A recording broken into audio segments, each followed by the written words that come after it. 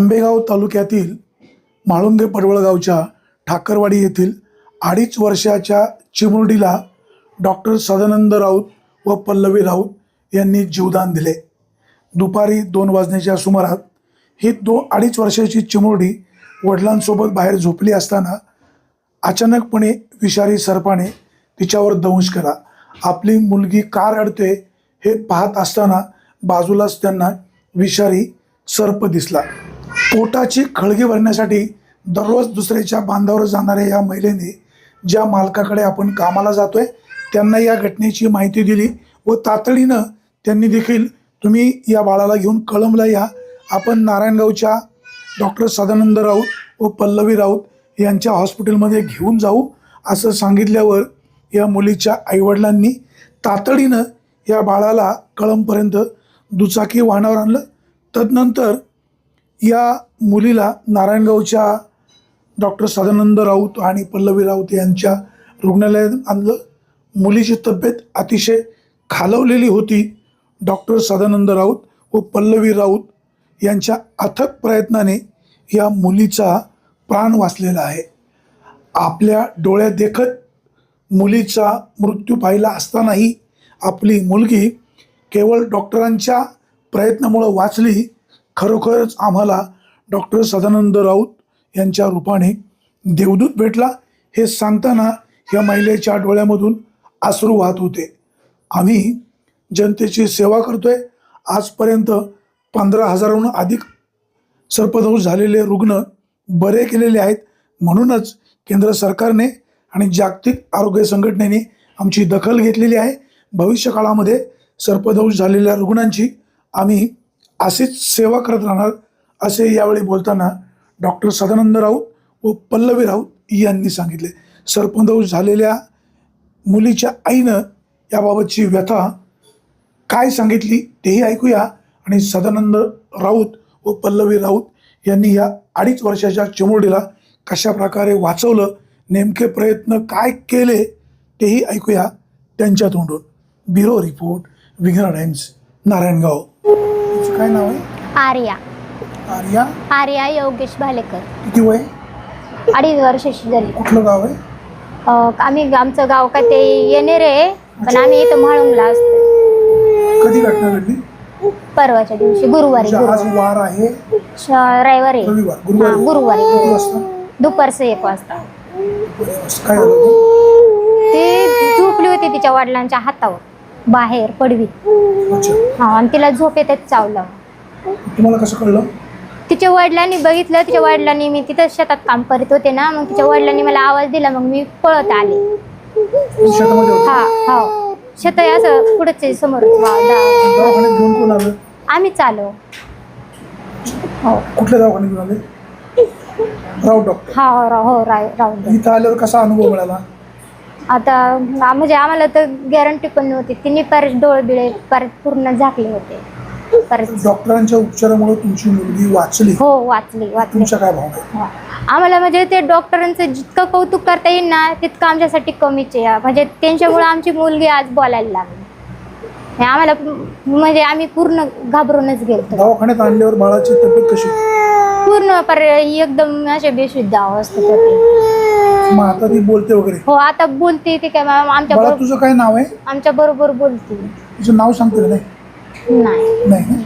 Doctor Pallavi Raut, doctor Sadanand Raut यांच्या प्रयत्नामुळे आमची मुलगी वाचली। तुमच्या काय भावना आहे? आमची मुलगी त्यांच्यामुळेच बोलायला लागली।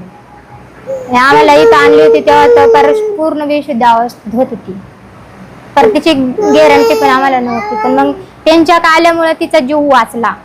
आता ग्रामीण भागामध्ये सर्पदंश होण्याच्या घटना घडतात। हो। अशी घटना घडू नये, पण दुर्दैवाने जर कुठं घडली तर तुम्ही अशा पेशंटला किंवा अशी घटना घडली अशा लोकांना काय आवाहन कराल? आम्ही या दवाखान्याचं काय ते नाव सांगू बाई, तिथं निला बा असा का पेशंट बा पूर्ण बरेच होऊन बा बाहेर येते। तुमचा अनुभव कसा आला? आम्हाला म्हणजे खूप काय ते आनंद झाला इथं आल्याबद्दल। आम्हाला या दवाखान्याची काही माहिती नव्हती, काही नव्हतं, पण आम्हाला आमच्या मालकांनी वडील नाही मला ज्यांच्या कामाला त्यांच्याकडे बाळाचे वडील कुठे आहेत? बाळाचे वडील आता सध्या घरी गेले. मग शेती वगैरे शेती बिती काहीच नाही आम्हाला. दररोज मुलांनी हो आपलं मोला का मजुरीच करायची, मजुरीवरच आपलं पोट भरायचं. नाही घरी शेती बिती काहीच नाही, थोडं पण काहीच नाही आम्हाला. काही बाळाचं काय नाव आहे? आर्या योगेश भालेकर. तर सर्पदोष झाल्यानंतर तुम्हाला कळालं, हो. तुम्ही इकडे कसे आलात? इकडं काय आम्ही म्हणजे पहिला शेटला फोन केला. अच्छा, जिथे कामाला जातं त्यांना? हो त्यांना. बरं, मग इथपर्यंत बस पोहोचले कसे? फरक. हो त्यांना फोन केला, ते म्हटले कळमला घेऊन या तिला. मी आलो कळमला, ते लवकेला असतात राहायला ना. मग आम्ही कळमला तिला चालले आम्ही तिला उचलून घराकडून मोटरसायकल आणलं कळमला. कळम मध्ये आमचे शेट आले गाडी घेऊन कार्पिओ, मग त्या गाडीत आम्ही इथं आणलं. मग काय इथं रस्त्याने बाळाची तब्येत कशी होती? तब्येत नाही, ती घरापासूनच इथून तिथून रडत आली तर आम्ही तामट्याच्या मार्केट पर्यंत आलो. तर तिथंच तिचा आवाज बंद झाला, ते पूर्ण डोळे झाकायला लागले. तिथून इथवर असतोपर्यंत तिला असं हलवत नव्हतं का काहीच नाही, तिचं पूर्ण हे आम्ही तर घाबरूनच केलं पूर्ण. पण मग इथं आल्यावर या डॉक्टरांमुळे आज तिचा जीव वाचलाय. आज आमच्याच बरोबर आहे डॉक्टरांच्या का ते आज बोलती म्हणजे त्यांच्या प्रयत्नांमुळे. तुमचे डोळे भरून आले? हो. काय कशामुळे, म्हणजे असं काय? का मला म्हणजे अशी गॅरंटीच नव्हती का माझी मुलगी वाचेन किंवा नाही. ती काय करता आमच्या मार्केट पासून ती माझ्यासोबत पार बोलायचीच बंद झाली. मी आणखीनच पूर्ण घाबरून गेले. तिला आम्ही इथं आणलं ना, तेव्हा पण गाडीतून उतरता पळत इथं बेडवर आणून ठेवलं. सगळं पूर्ण. डॉक्टर सदानंद राऊत, डॉक्टर पल्लवी राऊत यांच्यामुळे तुमचं आज बाळ सुरक्षित आहे. तुमच्या काय भावना? तर आम्हाला म्हणजे त्यांचे दोघांचं जितकं कौतुक करावं ना तितकं आमच्यासाठी कमीच आहे. आम्हाला इतकं त्यांचा आनंद झालाय का असं म्हणजे आनंद आम्हाला आज म्हणजे पोटात सुद्धा मावत नाही. त्यांचं का ते हे प्रयत्न त्यांनी जे केलं ना, त्यांच्या प्रयत्नांना यश येव. आणि असं पुढे घटना घडली ना तर कोणी पण ह्या दवाखान्यात म्हणजे इथं जीव वाचतोय इथं नाही. ग्रामीण भागामध्ये मण्यार, गोनस, नाग असे विषारी साप असतात. अशी घटना घडू नये, पण अशी जर घटना घडली तर तुमचा अनुभव काय आणि अशा लोकांना तुम्ही काय सूचना कराल, काय सूचित कराल, काय आवाहन कराल? आम्ही म्हणू का असे डॉक्टर तिथं हे आहेत ते डॉक्टरांकडं तुम्ही न्या त्यांना. राऊत, पल्लवी राऊत यांच्यामुळं काय ते आमचं बाळ वाचलंय, हे त्यांना असं दीर्घ आयुष्य आमचं लाभत आहे. तर राऊत, पल्लवी राऊत यांच्यामुळं आज आमचं बाळ म्हणजे वाचलंय. आम्हाला खूप खूप आनंद झालाय त्या डॉक्टरांचा. डोळे बघून आले. आम्ही तर मी पूर्ण म्हणजे अशी घाबरूनच गेलते पूर्ण. बाळ जगेल की नाही अशी? हो, अशी म्हणजे आम्हाला गॅरंटी पण नव्हती. पण इथं आल्यामुळे ते डॉक्टरांमुळे आज तिचा जीव वाचला. तुमच्या उपचारामुळे बाळ एकदम बरं झालेलं आहे. काय तुमची प्रतिक्रिया आणि मुख्य उपचार काय केले? आत्तापर्यंत आपण विषारी सर्पदंश झालेल्या अनेक रुग्णांना जीवदान दिलेलं आहे.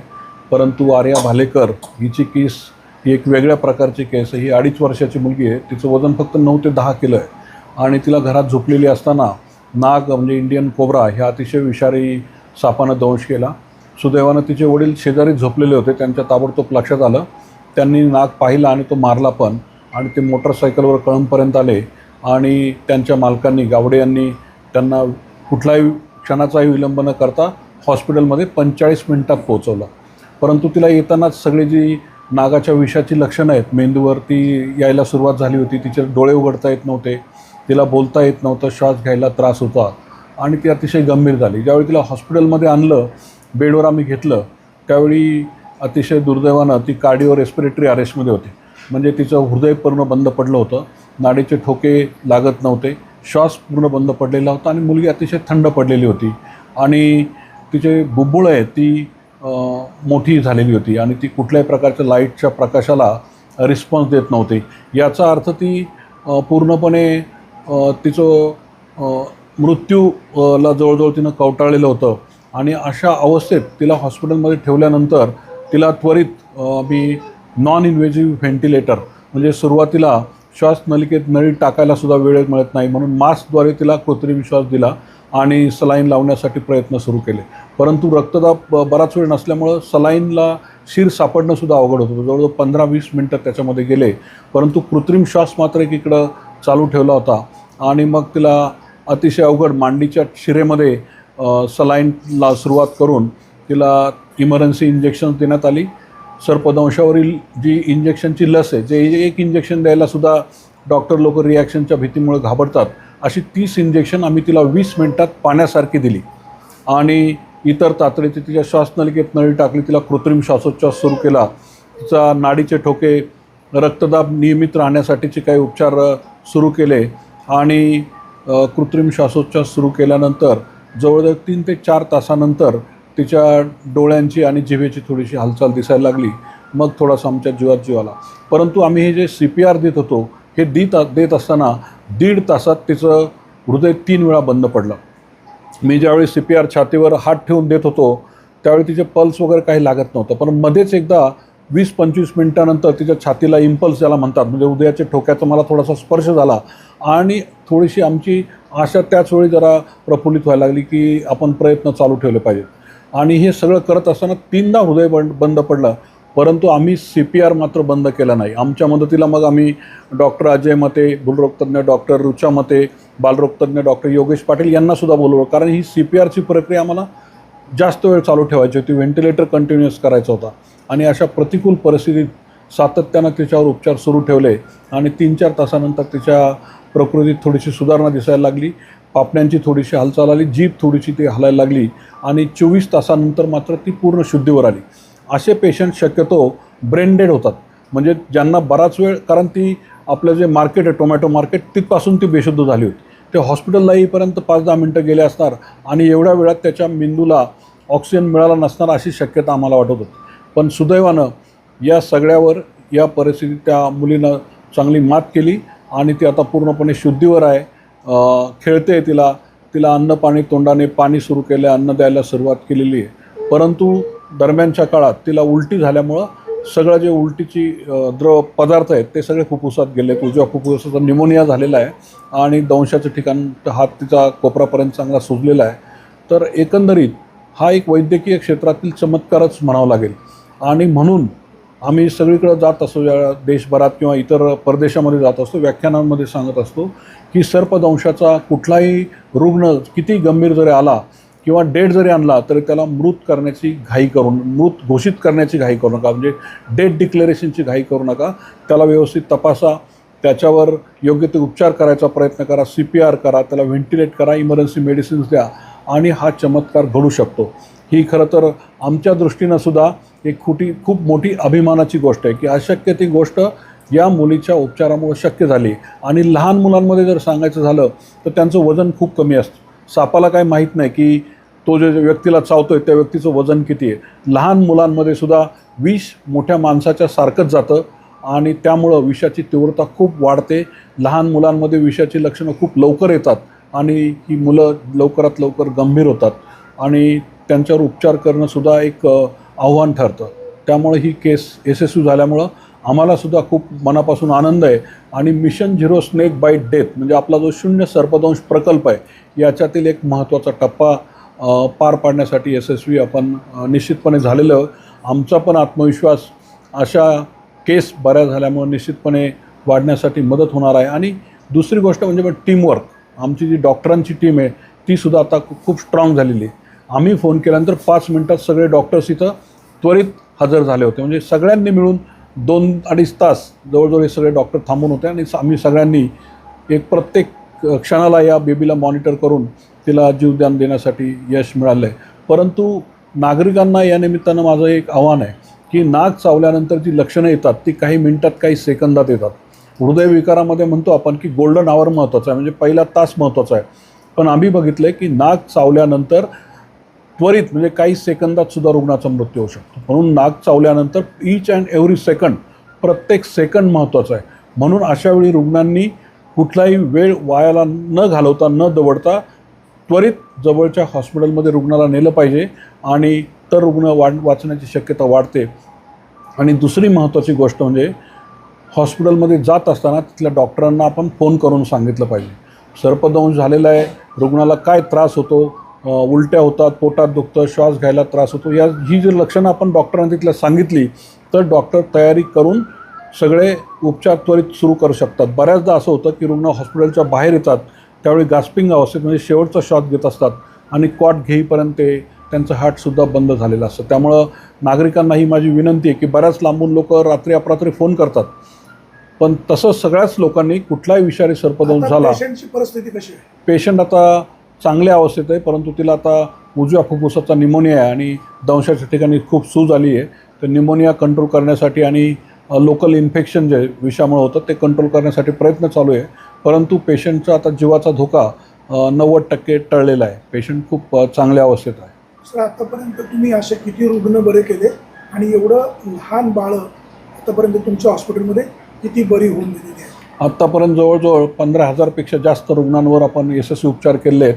एक 2 ते 3 रुग्णांचा फक्त मृत्यू झालेला आहे, परंतु त्यांचे कॉम्प्लिकेशन्स खूप अवघड होते.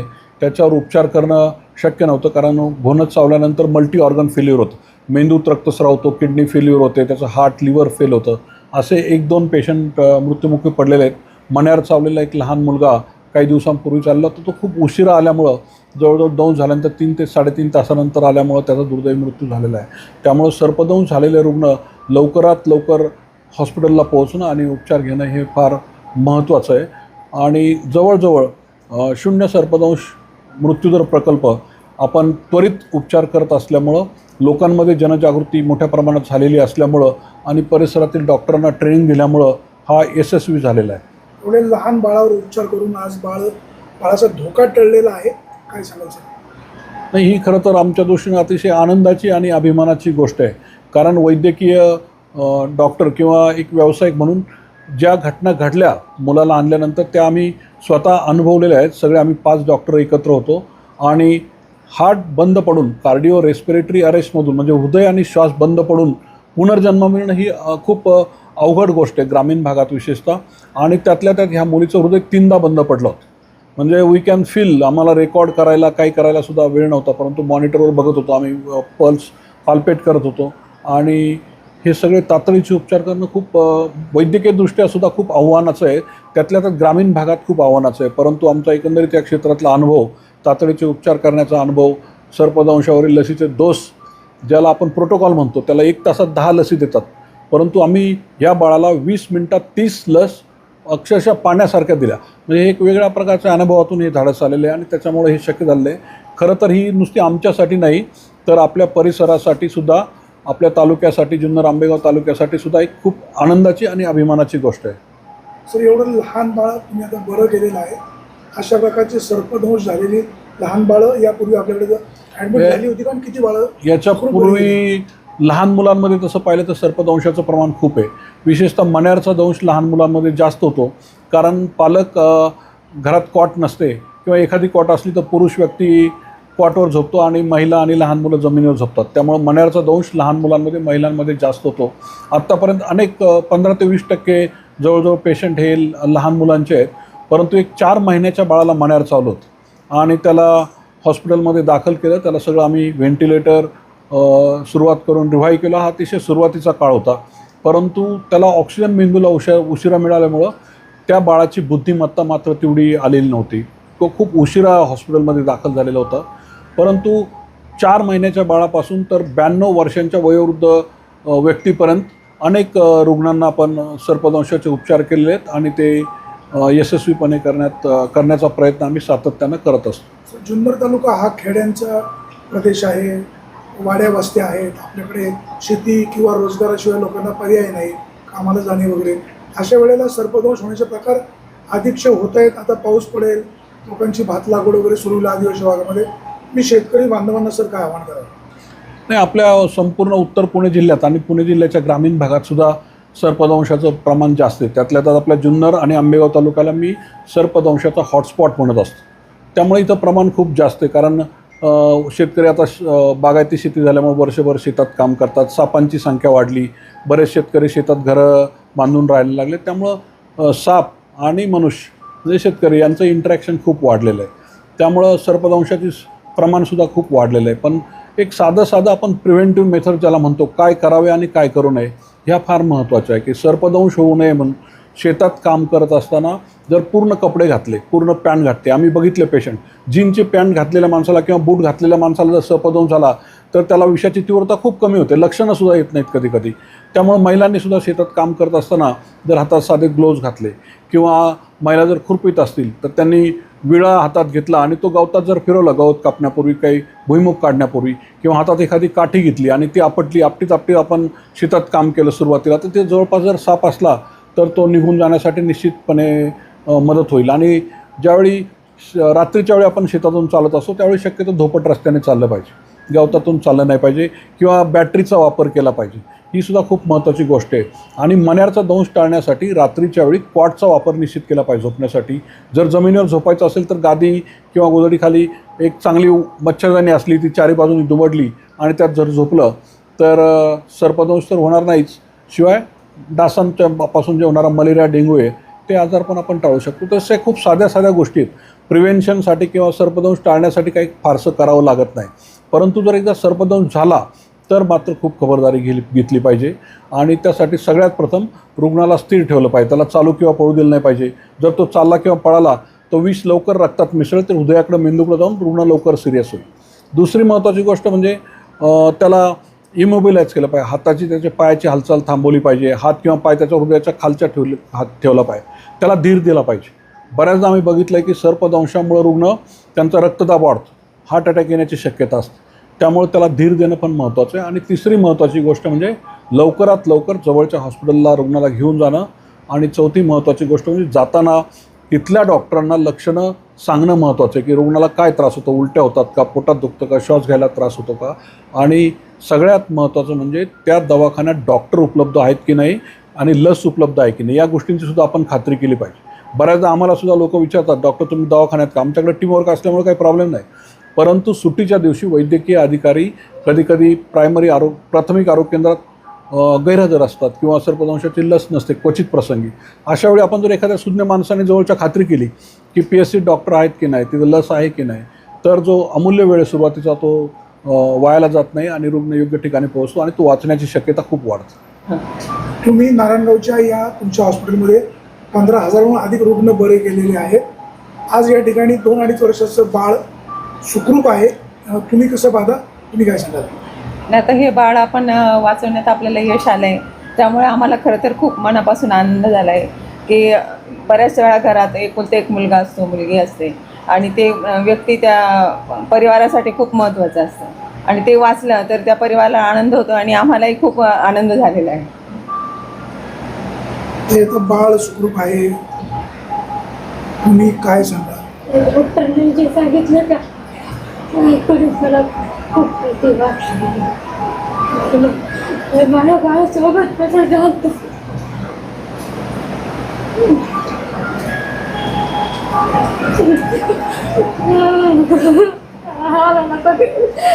एवढं डॉक्टरने आम्हाला सांगितलं नव्हतं. आता बोलायला लागली मुलगी, डॉक्टरने सांगितलं नव्हतं का तिचे बघून हे हृदय बंद पडलं होतं बघा. हा, आता डॉक्टरने सांगितलं ऐकूनच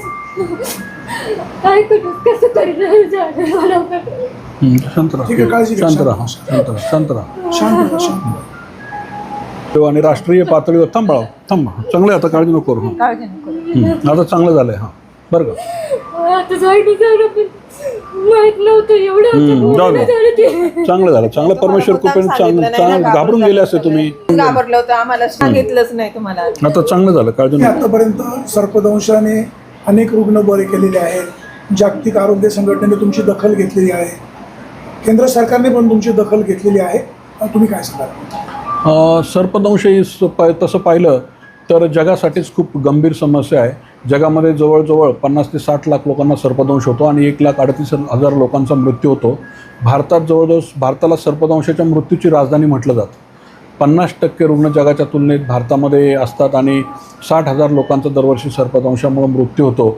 आणि त्यासाठी जागतिक आरोग्य संघटनेने एक धोरण आखलं आहे की 2030पर्यंत सर्पदंशाच्या होणाऱ्या मृत्यूचं प्रमाण हे 50% कमी करायचं. त्यासाठी त्यांनी एक कमिटी तयार केलेली आहे सर्पदंश झालेला रुग्ण या ठिकाणी 100% बरा होतो, आजपर्यंतचा अनुभव आहे.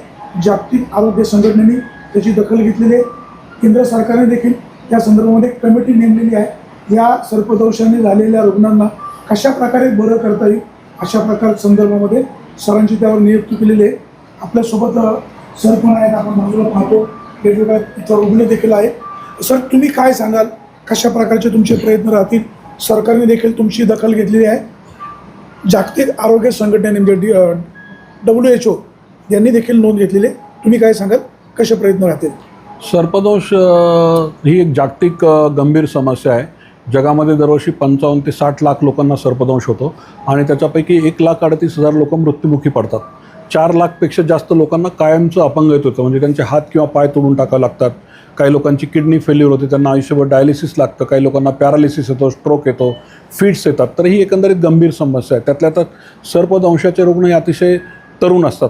शेतात काम करणारा माणूस हा 20 ते 40 वयोगटातला जास्तीत जास्त असतो आणि आपल्या देशाला सर्पदंशाची राजधानी म्हटलं जातं. जगाच्या तुलनेत 50% जास्त मृत्यू हे फक्त आपल्या भारतात होतात. म्हणजे दरवर्षी 60,000पेक्षा जास्त लोक सर्पदंशामुळे मृत्युमुखी पावतात आणि म्हणून जागतिक आरोग्य संघटनेनं असं ठरवलं आहे की सर्पदंशाच्या मृत्यूचं प्रमाण हे 2030पर्यंत 50% कमी करायचं. आणि हा WHO जो कॉल आहे तो आपल्या केंद्र सरकारने सुद्धा स्वीकारलेला आहे आणि आपल्या देशातसुद्धा national action plan for prevention of snake bite envenomation अशी नॅप्से नावाची एक कमिटी तयार केली आहे. त्या कमिटीवर सुद्धा मी मेंबर म्हणून काम करत आहे आणि त्या कमिटीच्या माध्यमातून स्नेक बाईट ट्रीटमेंट, अवेअरनेस आणि ट्रेनिंग अशा तिन्ही प्रकारचे उपक्रम जे आपल्या शून्य सर्पदंश मृत्यूदर प्रकल्पात गेली 25-30 वर्ष राबवत आहेत, त्या सगळ्या प्रकारच्या गोष्टी आता नॅप्सेने सुद्धा देशभरात राबवायचं ठरवलं आहे. आणि प्रत्येक राज्यात नॅप्सेच्या अंतर्गत state action plan for snake bite prevention म्हणजे सॅप्से त्याची पण निर्मिती केली आहे आणि त्याच्यामुळं एक आपल्या राज्यातसुद्धा मोठ्या प्रमाणात आता नुकतं काम सुरू होईल टेक्निकल. आणि आम्ही सगळ्या सर्पदंश तज्ज्ञांनी एक मागणी केली की सर्पदंश हा नोटिफायबल डिसीज करावा. जसं ट्युबरक्युलॉसिस आहे किंवा इतर साथीचे आजार आहेत ज्याच्यामुळे मृत्यू झाला तर शासनाला ते कळवणं कंपल्सरी असतं.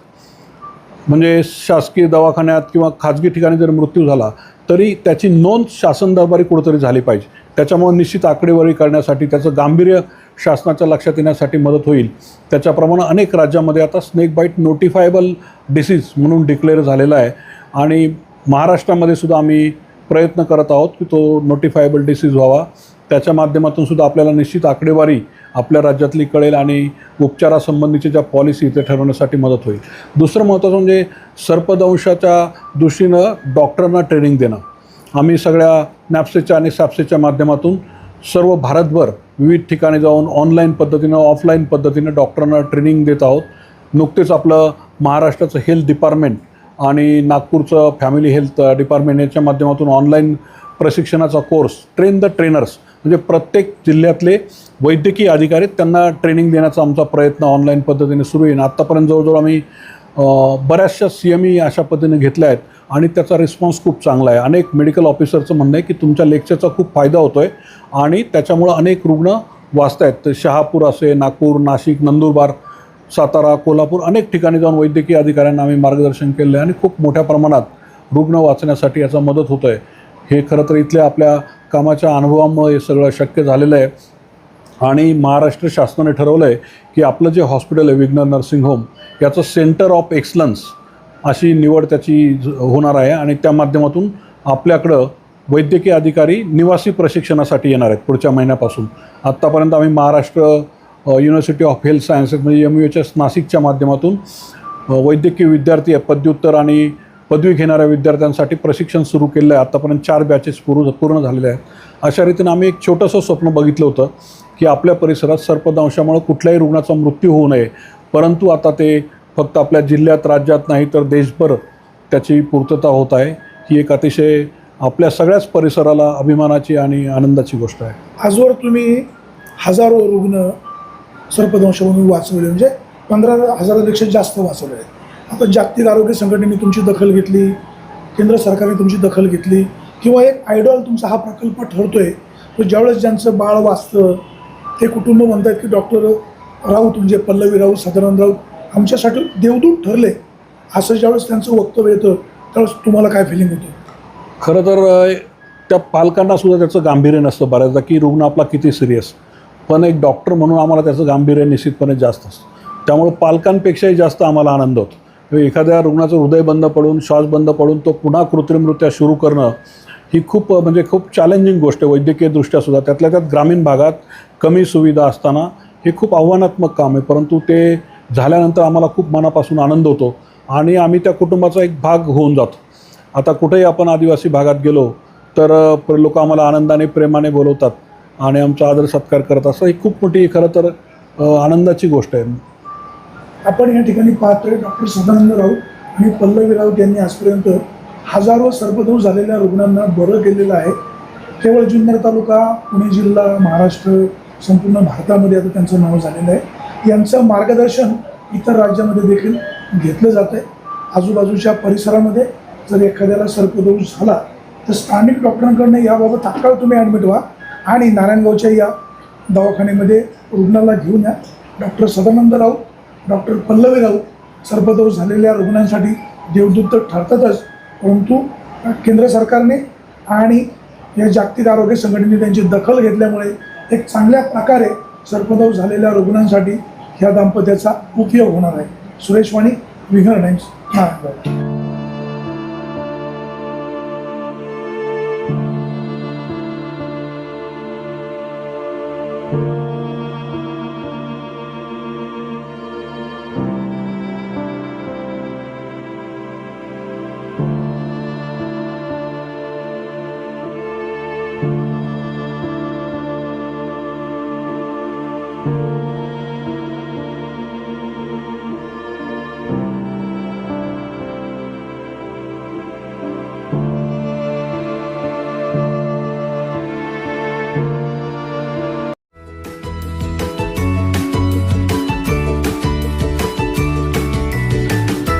बातम्या शेतीच्या, बातम्या मातीच्या, बातम्या अन्यायाच्या, गुन्हेगारीच्या,